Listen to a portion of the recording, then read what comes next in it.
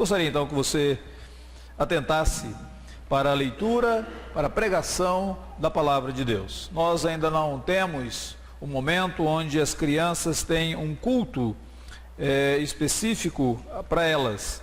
Então você, papai, mamãe, que trouxe o seu filhinho, sua filhinha aqui, ensine seu filho também a ouvir a palavra de Deus. Uma boa maneira seria você dar um pedaço de papel para ele e pedir para que ele desenhe ou escreva alguma coisa da mensagem que de fato chama a atenção dele. Muitas vezes uma ilustração, a roupa do pregador, tem várias coisas aí, em cabeça de criança você não vai conseguir definir muito. Mas o fato é que isso poderia ajudá-lo a focalizar nesse momento da exposição da Escritura Sagrada também. Já foi dito o Salmo de número 40, é um Salmo de Davi, e o texto bíblico diz assim: Esperei confiantemente pelo Senhor, e Ele se inclinou para mim, me ouviu, quando clamei por socorro. Tirou-me de um poço de perdição, de um tremedal de lama, colocou meus pés sobre uma rocha e me firmou os passos. E me pôs nos lábios um novo cântico, um hino de louvor ao nosso Deus. Muitos verão essas coisas, temerão e confiarão no Senhor. Bem-aventurado o homem que põe no Senhor a sua confiança, não pende para os arrogantes e nem para os afeiçoados à mentira. São muitas, Senhor Deus meu, as maravilhas que tens operado e também os teus desígnios para conosco. Ninguém há que se possa igualar contigo. Eu quisera anunciá-los e deles falar, mas são mais do que se pode contar. Sacrifícios e ofertas não quiseste, abriste os meus ouvidos, holocaustos e ofertas pelo pecado não requeres. Então eu disse, eis aqui estou, no rolo do livro está escrito a meu respeito, agrada-me fazer a tua vontade, ó Deus meu. Dentro do meu coração está a tua lei. Proclamei as boas novas de justiça na grande congregação. Jamais cerrei os lábios. Tu sabes, Senhor. Não ocultei no coração a tua justiça. Proclamei a tua fidelidade e a tua salvação. Não escondi da grande congregação a tua graça e a tua verdade. Não retenhas de mim, Senhor, as tuas misericórdias. Guarde-me sempre a tua graça e a tua verdade. Não tem conta os males que me cercam. As minhas iniquidades me alcançaram. Tantas que me impedem a vista. São mais numerosas do que os cabelos da minha cabeça, e o coração me desfalece. Praza-te, Senhor, em livrar-me. Dá-te pressa, Senhor, em socorrer-me. Sejam a uma envergonhados e cobertos de vexame os que me demandam a vida. Tornem atrás e cubram-se de ignomínia os que comprazem do meu mal. Sofram perturbação por causa da sua ignomínia os que dizem, bem feito, bem feito. Folguem e em ti se rejubilem todos os que te buscam. Os que amam a tua salvação digam sempre, o Senhor seja magnificado. Eu sou pobre e necessitado, porém o Senhor cuida de mim. Tu és o meu amparo e o meu libertador. Não te detenhas, ó Deus meu. Meus amados irmãos e irmãs, esperar é um exercício muito difícil. Nós não gostamos de esperar. Nós não queremos esperar pelo namorado, não queremos esperar pela namorada. Alguns jovens que ainda não têm, o coração fica ansioso, na mente uma angústia. Nós não gostamos de esperar. Quando será o momento certo? Quem será a pessoa certa? Nós não gostamos de esperar tanto tempo sem conhecer o gênero da criança que vai nascer. Então nós fazemos logo na ultrassonografia, já descobrimos, será homem, menino ou menina. Nós não queremos esperar para ver no momento do nascimento. Nós não gostamos de esperar que os nossos filhos cresçam, que eles amadureçam. De fato, já desde criança, muitas vezes, quando eles tomam algumas atitudes, nós falamos, quando é que eles vão crescer? E o problema é, depois que eles crescem, nós falamos, era mais fácil quando eles eram menores. Nós não gostamos de esperar. Esperar é difícil. Na verdade, Érico Veríssimo dizia, como o tempo custa passar, a gente também custa a esperar. Nós Somos geração de Geraldo Vandré, que dizia, quem sabe faz a hora, não espera acontecer, faça logo alguma coisa. Essa é a nossa atitude. Nós não gostamos de esperar. Mas a Bíblia Sagrada enfatiza a importância de esperar e principalmente a importância de esperar em Deus. Talvez um dos versículos chaves que nos ensinam sobre isso é o versículo de Lamentações que diz, bom é para o homem aguardar a salvação que vem do Senhor. Esse salmo que nós acabamos de ler, o salmo de número 40, é um salmo que discorre sobre os benefícios, as bênçãos que vêm sobre aquela pessoa que esperou no Senhor Deus. É interessante, muitas vezes eu e você lemos os salmos como se cada salmo fosse uma porção desconexa do texto bíblico. Você lê o salmo de número 40, parece que o 39 não tem nada a ver com ele, o 41 também não tem nenhuma relação, mas quando você coloca esses salmos lado a lado, como foram catalogados aqui na Bíblia, você percebe que eles formam uma unidade. Eles não estão tão desconexos assim, eles são uma unidade. Por exemplo, o salmo 37, 38, 39 e 40, eles formam uma unidade. O Salmo 37 fala sobre a importância de se esperar no Senhor Deus. Lá no Salmo 37 diz, entrega o teu caminho ao Senhor, confia nele, e o mais ele fará. Versículo de número 5. Versículo de número 7 diz, descansa no Senhor, espera nele, espera em Deus. E depois, no versículo 34, lá no finalzinho do Salmo, diz, espera no Senhor, segue o seu caminho, ele te exaltará para possuires a terra. Todo o Salmo 37 está falando para o leitor bíblico, dizendo, espera em Deus. É importante esperar em Deus. Em alguns momentos da sua vida, em algumas questões da sua vida, aumenta ainda essa importância. Quando ele chega no Salmo de número 38, ele começa a descrever quais são as implicações de se esperar em Deus. Salmo de número 38, ele olha para o pecado dele, ele olha para a iniquidade que está corroendo a sua vida, corroendo todo o seu ser. Ele percebe que o pecado faz com que os seus ossos envelheçam. Então, lá no versículo de número 21 e versículo de número 22, ele ora dizendo, Senhor, não me desampares, não te ausentes de mim, apressa-te a socorrer-me, ó Deus da minha salvação. Eu espero em ti. Esperar em Deus tem essa implicação de que você também aguarda que Ele te livre dos seus pecados, das suas iniquidades, das suas tristezas. No Salmo de número 39, ele diz, se eu espero em Deus diante da fragilidade da vida, eu confio no Senhor. Salmo 39, ele fala de a vida é uma vaidade, a vida passa rápido, mas ele chega nos versículos de número 7 e 8 diz, e eu, Senhor, em quem que eu espero nesse momento? Deus, Tu és a minha esperança. Eu espero só em Ti. Entendem? Salmo 37, ele fala, é importante esperar em Deus. Salmo 38, então você espera em Deus quando você olha e vê a iniquidade e o pecado dentro de você mesmo. Salmo 39, você continua esperando em Deus quando você olha e nota a fragilidade da vida. Mas e o Salmo 40? O Salmo 40, a tese dele é, quando você espera pelo Senhor, Ele intervém. Deus é o Deus que intervém. E quando você aguarda no Senhor, Ele intervém.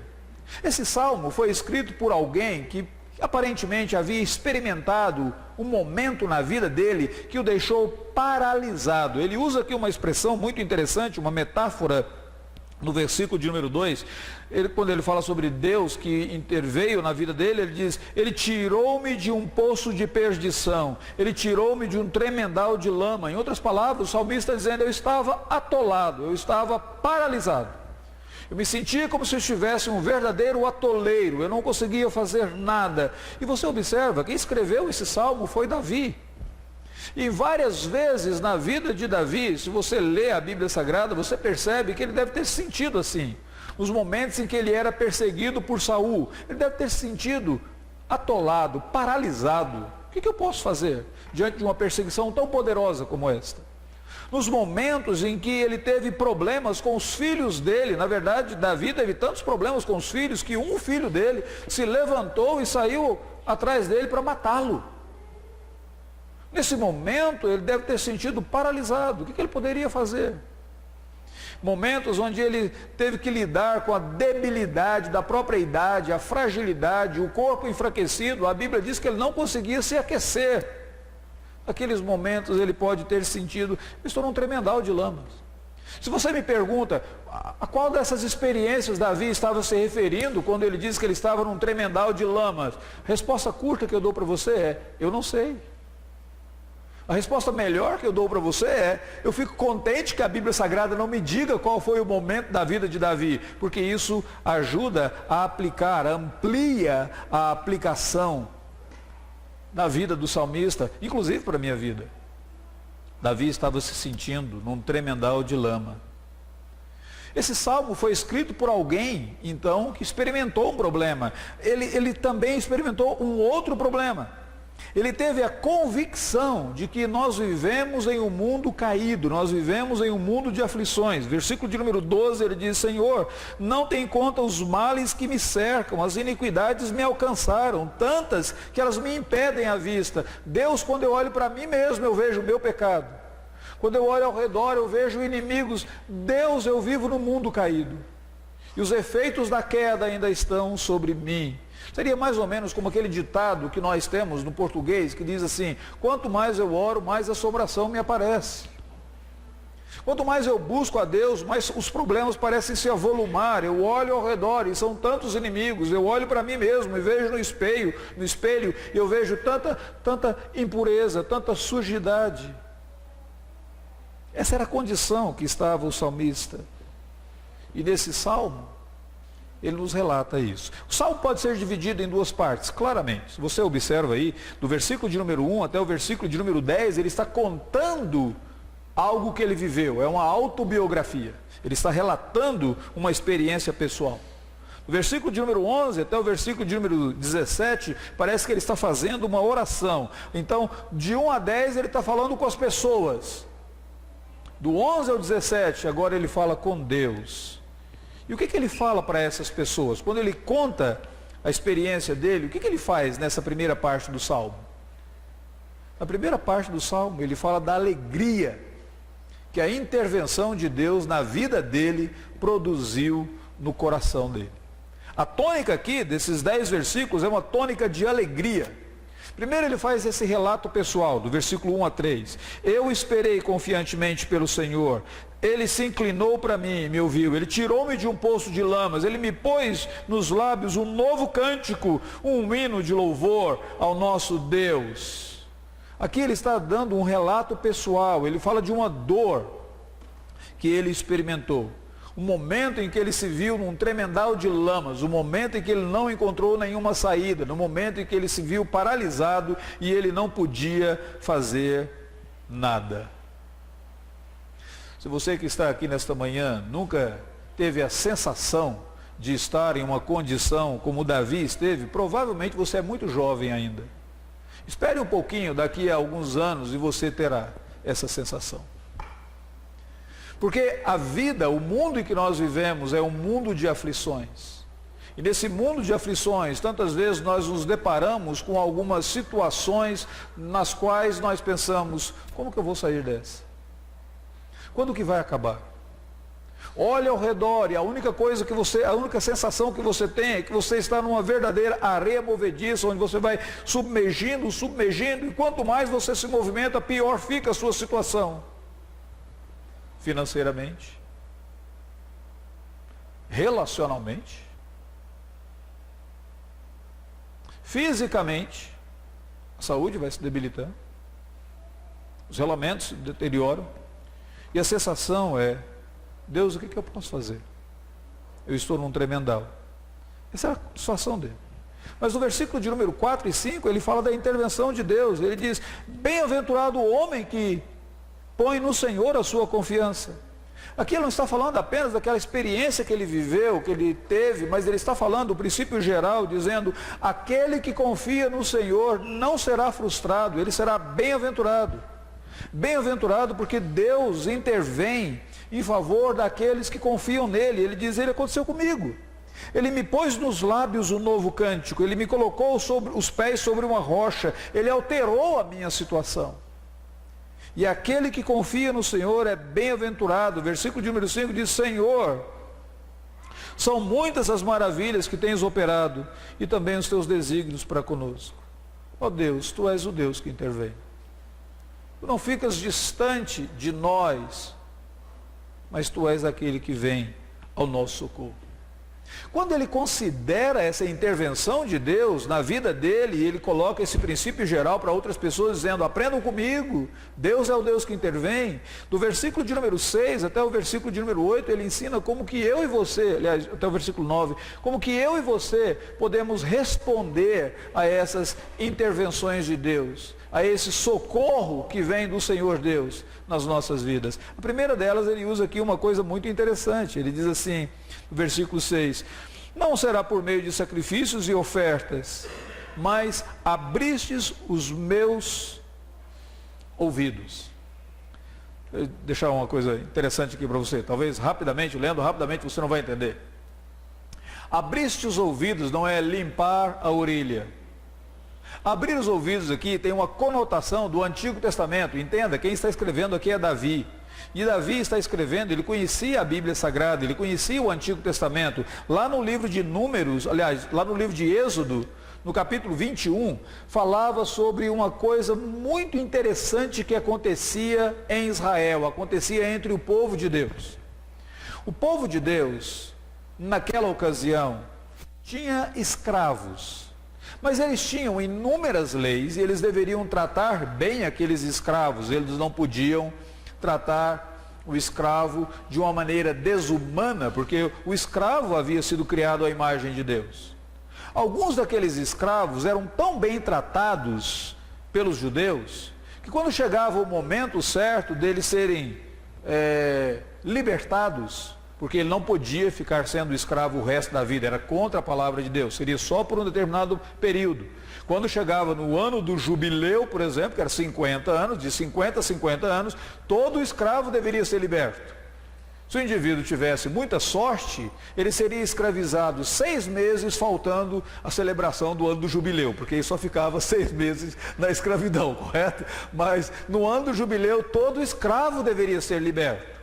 Acontece que alguns daqueles escravos, eles eram tão bem tratados, mas tão bem tratados, que no momento em que eles receberiam a liberdade, eles diriam, eu não quero ir embora, eu quero continuar aqui. Mas você não pode ficar aqui se você for livre. Não tem problema, eu continuo como escravo. Mas você vai continuar como escravo, então, o tempo todo? Diz que sim. Então, o que ele fazia? O dono da casa levava aquele homem ou aquela mulher, a pessoa que fosse, à porta da casa. Ele pegaria e tiraria uma lasca da casa e faria esse piercing que os jovens usam hoje. Os jovens gostam do piercing, né? Tem uso alargador, aquele negócio assim na orelha e tal. Pois é, ele faria mais ou menos isso. Ele tiraria uma lasca do portal da porta, colocaria o indivíduo com a orelha inclinada na porta e com aquela lasca ele furaria a orelha e faria um piercing ali. E ele diria, a partir de hoje, você é bem-vindo para ficar aqui quanto tempo você quiser. Aquilo era uma atitude de dedicação, era o escravo que recebeu a liberdade, mas ele foi tão bem tratado pelo Senhor que ele diz, eu não quero. Agora o salmista está dizendo, Senhor, o Senhor me libertou, o Senhor me tirou de um lamaçal, o Senhor me tirou de um tremedal de lamas, a melhor resposta que eu posso dar a Ti é, eu quero me dedicar totalmente a Ti. A minha vida pertence a Ti, o meu corpo pertence a Ti, meus lábios pertencem a Ti, meus olhos pertencem a Ti, eu sou todo Teu. O Senhor pode abrir as minhas orelhas, pode fazer como aquele escravo, pode colocar a minha orelha sobre o umbral e furar as minhas orelhas. Eu sou teu. É engraçado que esses mesmos versículos são citados lá no Antigo Testamento para Jesus. Mas lá não diz, o Senhor abriu a minha orelha, lá diz, o Senhor me preparou um corpo. É como se Jesus estivesse dizendo, Pai, eu sou totalmente dedicado, eu sou totalmente consagrado a Ti, não apenas com a minha orelha, mas todo o meu corpo pertence a Ti. A melhor resposta que você pode dar a Deus, nas intervenções de Deus na sua vida é, em primeiro lugar, dedicação. Dedicando-se a Deus continuamente. A segunda resposta que você pode dar a Ele, depois de você perceber a bondade dEle na sua vida, é proclamação. Olha o versículo de número 9, ele diz: eu proclamei as boas novas da justiça. Eu jamais cerrei os meus lábios. Eu não ocultei no meu coração a tua justiça. Eu falei para outras pessoas, eu disse para elas como que o Senhor é bondoso. Eu falei para elas como que o Senhor é Deus que perdoa. Eu falei para elas como o Senhor é Deus que redime, que intervém na minha vida. Eu contei para outras pessoas. Aqui é algo muito interessante, porque quando você recebe um presente muito bom, a primeira atitude sua é contar para outras pessoas. Quando você recebe algo agradável, a sua primeira atitude é compartilhar aquilo com outras pessoas. Você diz: vejam o que eu recebi. E agora o salmista está dizendo: Deus interveio na minha vida. Eu proclamei isso para outras pessoas. Eu falei isso para outras pessoas. É a melhor maneira de você responder à intervenção de Deus. Essa é a primeira parte do salmo. A segunda parte é uma oração. Na segunda parte, o que eu acho interessante é que ele percebe o seguinte: não é porque Deus interveio na minha vida uma vez que tudo está resolvido. Os problemas continuam, as lutas continuam. Engraçado isso, porque muitas vezes nós temos a ideia de que se Deus agiu na nossa vida, tudo virou um mar de rosas. Não. As lutas continuam, continuamos vivendo num mundo de aflições, nós continuamos tendo dores, continuamos tendo angústias, continuamos lutando contra o nosso próprio pecado, a luta continua, e do versículo de número 11 em diante, o salmista percebe isso. Existe aqui uma transição. Antes ele falava para outros, agora ele fala com Deus, e no momento que ele fala com Deus, ele olha e ele percebe: Deus, a batalha continua. Não é porque o Senhor interveio na minha vida em uma ocasião e realizou um milagre, operou e me tirou os pés desse lamaçal e colocou os meus pés sobre uma rocha, colocou um cântico no meu coração, que tudo estará bem na minha vida daqui por diante. Mas amanhã eu terei problemas. Depois de amanhã eu terei problemas. Talvez hoje mesmo eu terei problemas. Observe o que ele diz aqui. Primeiro ele diz: existe a luta diária contra o meu próprio pecado. Versículo de número 12, ele diz: Senhor, não tem em conta os males que me cercam, as minhas iniquidades me alcançaram, tantas que me impedem a vista, são mais numerosas do que o cabelo da minha cabeça. Meu coração desfalece. Deus, o Senhor me libertou ali, agora mesmo, mas agora eu levanto, eu olho, eu vejo, eu continuo sendo um pecador. Não foi porque Deus redimiu a nossa vida, não foi porque Ele nos libertou de uma prática pecaminosa, que significa que você nunca mais vai cair, que significa que você nunca mais terá problemas na sua luta contra o pecado, mas a luta continua e é uma luta diária. As iniquidades nos prendem. O apóstolo Paulo escreveu lá em Romanos capítulo 7, dizendo: o bem que eu quero fazer eu não faço, o mal que eu não quero fazer eu continuo caindo nele. Quantas vezes você jejua, quantas vezes você ora, você está prostrado em oração, quando você se levanta no seu local de orações, inúmeros pensamentos vêm à sua cabeça, pensamentos de violência, de ódio, de impurezas, de maldade, e você diz: Senhor, que natureza terrível, que condição horrível a minha. Deus, é uma batalha contínua. Há vários de vocês aqui que continuamente lutam contra a ira. Há vários de vocês que continuamente lutam contra pornografia, impurezas. Há vários de vocês que continuamente lutam contra os males da língua, mentiras, fuxicos, engodos. Nós vivemos em um mundo caído e as consequências do pecado ainda estão sobre nós. Todos os dias nós necessitamos lutar, nós não podemos dar descanso à carne, às iniquidades, nós lutamos todos os dias, e o salmista tem convicção disso. Deus, o Senhor me libertou, me tirou os pés de um tremendal de lamas, mas a luta continua. Foi vencida uma batalha, não foi vencida ainda a guerra. A guerra só será vencida quando o Senhor Jesus voltar e o meu corpo for transformado, e o seu também, ou quando nós formos promovidos para a glória. Morrermos aqui, formos promovidos para a glória. Enquanto aqui estamos, nós lutamos continuamente. Isso é o que acontece na segunda parte. Mas ele não para aqui. Ele diz, a luta é constante, mas a graça do Senhor, ela também não termina. Olha o versículo de número 16 e 17. Folguem-se em ti, rejubilem todos os que te buscam, os que amam a tua salvação, digam sempre, o Senhor seja magnificado. Eu sou pobre, Senhor, eu sou necessitado, mas o Senhor cuida de mim, tu és o meu amparo, tu és o meu libertador. Não te detenhas, ó Deus meu. Se a luta continua, a graça de Deus permanece, a graça de Deus também continua. O cuidado de Deus é presente. E o salmista diz, Deus cuida até de mim. Eu sou pobre, eu sou necessitado, mas até de mim Ele cuida, até comigo Ele expressa a graça dEle. Na carta aos Hebreus, no capítulo 4, versículo de número 16, diz que existe graça para socorro em ocasião oportuna. E muitas vezes na luta diária contra o pecado, contra as iniquidades, contra o mundo caído que nós vivemos, inúmeras vezes você terá que clamar por graça, não apenas uma vez durante o dia, mas 3, 4, 1000. Ó Deus, dá-me graça, dá-me graça. Eu quero continuar. Primeiro ele fala do Deus que intervém. Depois ele diz que a intervenção pontual de Deus não significa que a luta parou, mas ela continua. Mas a graça de Deus está sempre disponível a nós. O que isso tem a ver com a minha vida? O que isso tem a ver com a sua vida? Neste salmo nós aprendemos conforto. Quando você coloca a sua esperança no Senhor Deus, você não será envergonhado. Você não será frustrado.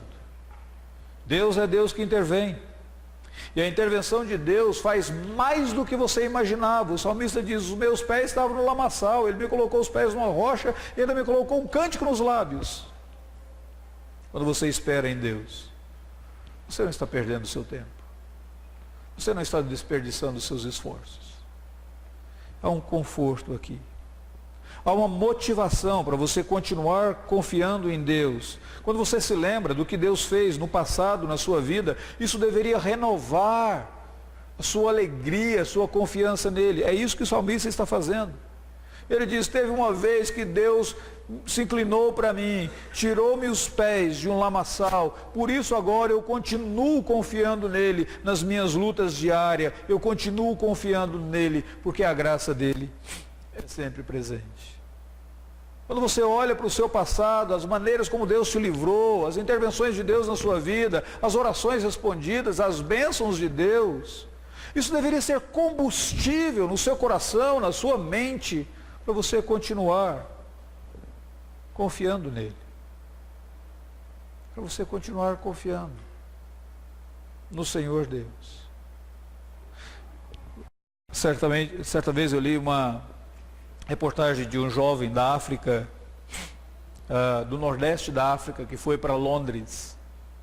E ele foi fazer faculdade lá em Londres. Chegando lá, ele foi para Cambridge.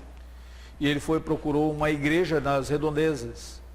E o pastor daquela igreja me disse, mais tarde, confirmando essa história, ele disse que aquela igreja é uma igreja de pessoas bem idosas. Se aqui nós falamos da terceira idade, lá eles deviam estar na quarta idade, porque o pessoal estava realmente assim, com os pezinhos entrando para a glória, prontos para serem transferidos e promovidos para a glória. Era uma igreja de pessoas bem idosas mesmo. E aquele jovem foi participar de um culto na igreja. E ele terminou e o pastor pensou, ele nunca mais vai voltar aqui. Ele vai olhar ao redor, ele vai perceber que não tem jovem nenhum nessa igreja, ele vai correr, ele vai para uma dessas outras igrejas mais jovens. E o pastor disse para ele, olha, muito obrigado, você deve ter ficado meio constrangido de estar aqui, não deve ter sido fácil para você. Ele diz, não, pelo contrário. foi ótimo, e eu vou chegar em casa e eu vou ligar para os meus amigos todos, dizendo para eles que aquela fé que nós encontramos, aquela fé que nós professamos lá na África, porque havia um avivamento no nordeste da África e vários jovens estavam sendo convertidos, aquela fé é uma fé que você pode mantê-la até nos últimos anos da sua vida.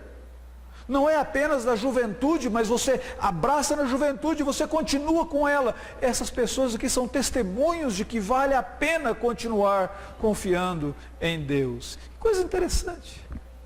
O pastor me disse, Valdeci, eu levei um susto, porque eu não olhava por aquela perspectiva. A linguagem que o salmista usa aqui, eu quero que você se lembre, é uma linguagem bem pessoal, bem pactual. Eu esperei pelo Senhor. Deus não socorre bastardos. Deus não socorre manipuladores. Deus socorre aqueles que querem intimidade com Ele.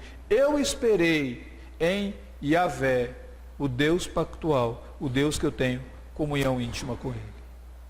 Quero que você saia daqui nessa manhã sabendo, pelo menos recordando de 3 coisas. Primeiro, o silêncio de Deus não é sinônimo de descaso. Muitas vezes você ora e Deus parece demorar em responder. O silêncio de Deus não é sinônimo de descaso. Deus intervém. A demora de Deus não é sinônimo de inatividade. Tantas vezes você diz, Senhor, por que não agora? Por que não nesse momento? Não é que Deus está de braços cruzados, fazendo alguma outra coisa, inativo. Lembra que Deus permitiu que o povo de Israel ficasse 400 anos na escravidão no Egito, para que depois que eles saíssem do Egito, aqueles que foram como uma família, saíssem como uma nação. Deus estava cumprindo a promessa que ele havia feito para Abraão, dizendo, a sua descendência será numerosa como as areias do mar, como as estrelas do céu. A demora de Deus não significa que ele está inativo. Ele pode estar operando, trabalhando coisas que você não vê. E a terceira coisa, a invisibilidade de Deus não significa impotência. Eu quero lembrar você que a maior intervenção de Deus na minha vida, em meu favor, em seu favor, foi quando Deus mandou Jesus Cristo para cumprir a sua vontade, morrer na cruz do Calvário e ressuscitar. E esse Salmo 40 foi um salmo messiânico, foi usado pelo próprio Jesus. O próprio Jesus diz assim no versículo de número 6, sacrifícios e ofertas não quiseste, antes abriste os meus ouvidos. Por isso eu estou dizendo, aqui estou, no rolo do livro, está escrito a meu respeito. Jesus é a maior demonstração da iniciativa de Deus, que veio para nos livrar de um tremendal de lamas, porque Jesus veio e ele entrou na lama conosco.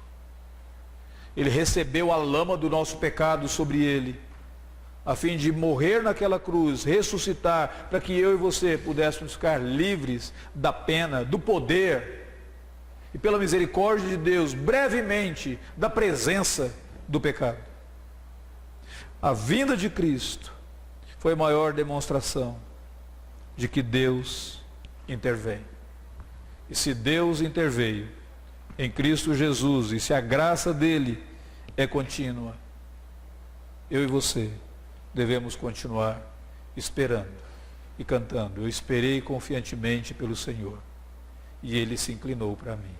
Ele se inclina para mim, e ele me ouve quando eu clamo por socorro. Vamos orar? Senhor Deus bendito, louvado sejas por tua misericórdia e por tua graça, por tua bondade que nos assiste. Ó Deus, dá-nos a graça de aprendermos as lições preciosas desse texto da tua palavra e colocá-las em prática no nosso dia a dia, para a honra, para a glória do Senhor Jesus Cristo, o nosso Senhor e Salvador. Amém.